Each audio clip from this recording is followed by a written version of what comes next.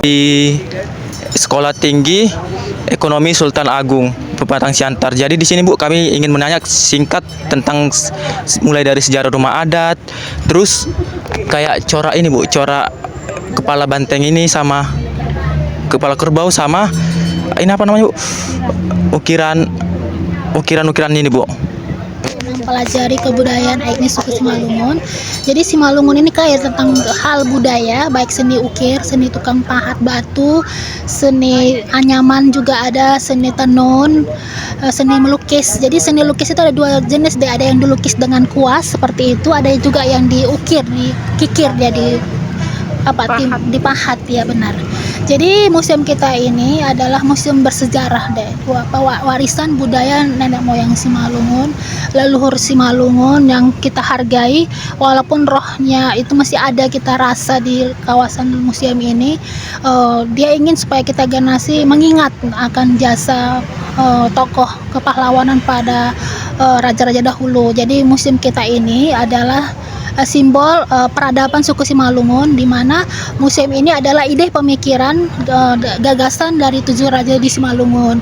Sebelum mereka mengadakan pertemuan, mereka membuat musyawarah dulu, lalu mereka menentukan di mana lokasi yang strategis yang mudah ditemukan, kemudian bentuk motif bangunan struktur bagaimana bangunannya, lalu mereka memberi ide bahwa Kota Siantar lah daerah yang sudah maju berkembang dan sudah ada pasar hitam, udah sarana jalan transportasinya udah memadai, udah baik, maka di tengah pusat kota lah, titik kota nol kita bisa melihat ada simbol 3 pilar, itu adalah titik nol kota kita. Dan museum kita ini berhadapan dengan kantor pos. Jadi di museum ini inilah tanah yang disumbangkan oleh Raja Siantar pada masa itu, dan bentuk rumah museum kita ini berbentuk rumah adat tradisional suku Simalungun, yaitu rumah bolon, rumah istana raja yang sudah sesuai standar bentuk dan jenis ukirannya. Jadi museum kita ini dibangun pada tanggal 10 April 1939 di Kota Pematang Siantar dengan biaya 1.650 gulden dan diresmikan pada tanggal 30 April 1940. Jadi museum kita ini berada di Jalan Jenderal Sudirman nomor 20 Kota Pematang Siantar. Jadi motif jenis ukiran yang pada museum ini namanya uhirde. Ornamen yang diletakkan pada bangunan ini namanya pinar. Ada bernamanya pinar bohi-bohi deh. Pinar muka-muka ini ditempatkan di pojok sudut rumah, seperti di atas dinding rumah. Ada 4, dia menghadap ke depan, jadi seolah-olah mata pada pinar bohi-bohi itu matanya liar, hidup, dia mengamati semua gerak-gerik tamu kerajaan. Jadi pinar bohi-bohi itu melambangkan simbol keramat tamahan. Sedangkan tanduk kerbau deh itu asli yang diperoleh dari seekor kerbau, tanduknya diletakkan ke atas dan mukanya itu dari hijau dibentuk seperti wajah kerbau. Jadi fungsi dari tanduk kerbau ini untuk penolak roh-roh jahat dan penangkal petir. Kemudian atapnya ini asli dari ijuk, dari batang pokok aren, rambut aren itu. Kemudian ada segitiga di dalam atap itu, di dalamnya itu bentuk motif bunga bongbong. Jadi bunga bongbong itu menyerupai seperti anyaman tikar, itu mengartikan bahwa orang yang tinggal di rumah itu agar rezekinya tidak bocor. Kemudian pada dinding keliling rumah raja, pada sisi samping maupun depan kiri belakang itu dikelilingi dindingnya itu dengan ukiran namanya pinar bunga sulepat deh. Jadi Simalungun itu adalah mengawali segala sesuatu dengan musyawarah. Jadi itu simbol siku tangan yang saling kait mengait, itu melambangkan persatuan dan kesatuan. Kemudian kita bisa melihat pada corak dan pilar teras lopodnya ini ada 8 pilar yang ini pada teras depan loponya itu yang menyerupai gatip-gatip, menyerupai badan ular, itu mengartikan bahwa kita harus waspada dimanapun berada. Pada dinding teras depannya ini keliling ini dan les pelangnya atas itu menyerupai pinar rumbak-rumbak sikala. Sihala itu sejenis tanaman tumbuhan kincung, itu menyimbolkan kesehatan deh.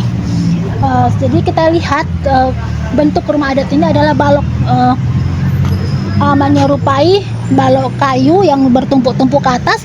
Di bawahnya itu terdapat pondasi rumah namanya palas.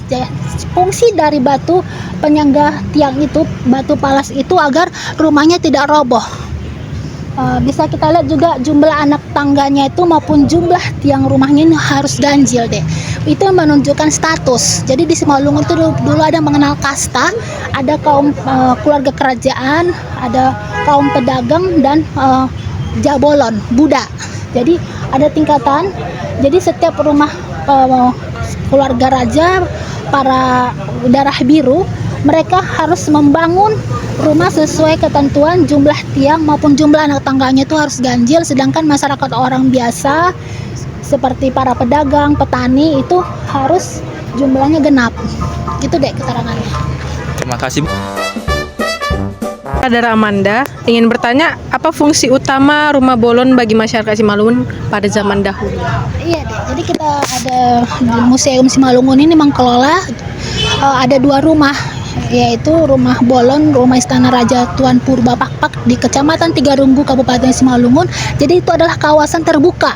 Museumnya ada rumah bolonnya, ada rumah peradilan, ada rumah lesung, ada pantangan raja, rumah penjaga. Jadi setiap bangunan itu ada artinya. Jadi bagi Simalungun, rumah bolon itu adalah rumah besar, rumah utama, tempat raja dan para pemain suri raja berserta keluarganya itu tinggal di dalam itu, di rumah itu. Jadi rumahnya itu adalah ciri khas. Disitulah raja tinggal. Terima kasih ya, Bu. Kalau yang lain? Kalau yang lain ada pertanyaan teman-teman? Perkenalkan, nama saya Cinta Ramdayanti. Saya ingin bertanya arti dari ukiran dan ukiran corak ini, Bu. Itu, Bu, kayak mana, Bu? Artinya?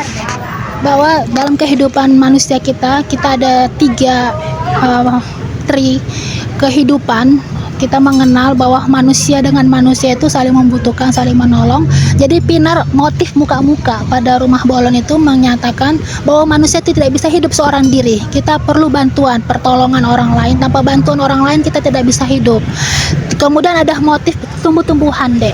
Jadi ada menyerupai seperti bunga sikala, bunga bongbong, bunga sulepat. Itu bahwa kita manusia itu hidup bersama dengan alam. Jadi manusia dan alam, dunia binatang, dunia tumbuh-tumbuhan itu harus selaras, seimbang. Jadi kita harus memelihara lingkungan dimanapun kita berada. Kita hidup seperti kupu-kupu itu akan melakukan penyerbukan terhadap bunga, pohon, dan menghasilkan bunga dan buah. Begitu juga binatang deh. Dia akan berkembang biak seperti pinar borospati di balik pintu itu simbol untuk penolak bencana alam yang tidak kita inginkan seperti gempa bumi, banjir. Jadi hubungan manusia dan alam semesta dan hubungan kita dengan Tuhan. Jadi Simalungun ini penganut Habona Rondobona, yaitu apa yang kita pikirkan, yang kita ucapkan, yang kita perbuat itu harus benar. Habona Rondobona artinya kebenaran adalah pangkal dari segala-galanya. Ada 3 motif deh karakter orang Simalungun itu pada corak warnanya. Ada warna putih, merah dan hitam. Itu disebut 3 bonang manalu. Seperti di dalam pohon kita melihat pada pohon itu terdapat benang-benang, itu banalu deh. Bahwa kita itu saling mengait dalam kehidupan sejak kita dikandung 9 bulan oleh ibu kita dilahirkan harus sudah memiliki sifat yang 3 banalu tadi. Warna putih itu melambangkan kesucian, kemurnian. Warna merah itu melambangkan keberanian. Warna hitam itu melambangkan keteguhan.